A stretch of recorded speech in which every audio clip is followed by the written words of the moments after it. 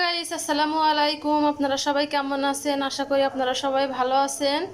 আজকে দুপুরে আমি কি তরকারি রান্না করব সেই ভিডিও আপনাদের সাথে শেয়ার করব। কিভাবে রান্না করব সেটাও শেয়ার করব।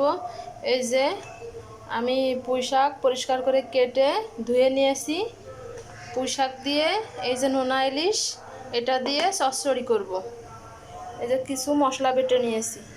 আমি কিভাবে পুঁই শাক দিয়ে নোনা ইলিশ দিয়ে হালকা হালকা ঝোল রান্না করব সেই ভিডিও আপনাদের সাথে শেয়ার করব।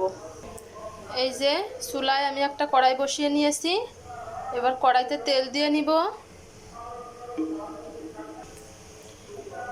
এই যে কেটে রাখা পুঁই শাকটা দিয়ে দিব। পরিমাণ মতো লবণ দিয়ে দিব। হলুদের গুঁড়া দিয়ে দিব।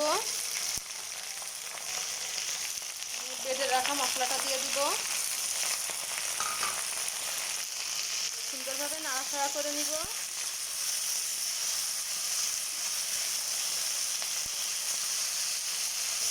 নাড়াচাড়া হয়ে গেছে, অল্প একটু পানি দিয়ে দিব।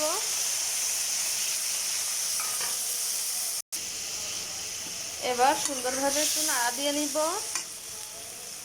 নিয়ে একটা ঢাকনা দিয়ে ঢেকে দিব। ঢাকনাটা উঁচু করব,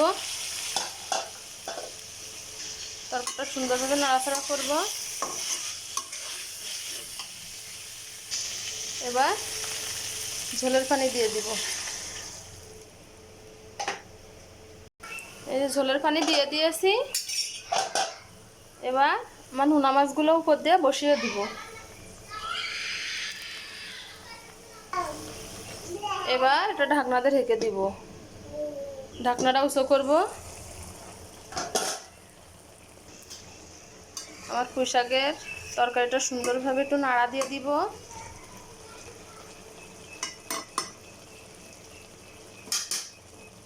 আবার ঢাকনাটা উঁচু করব। এই যে আমার কমপ্লিট হয়ে গেছে নোনা ইলিশ দিয়ে পুঁই শাকের ঝোল, হালকা হালকা ঝোল।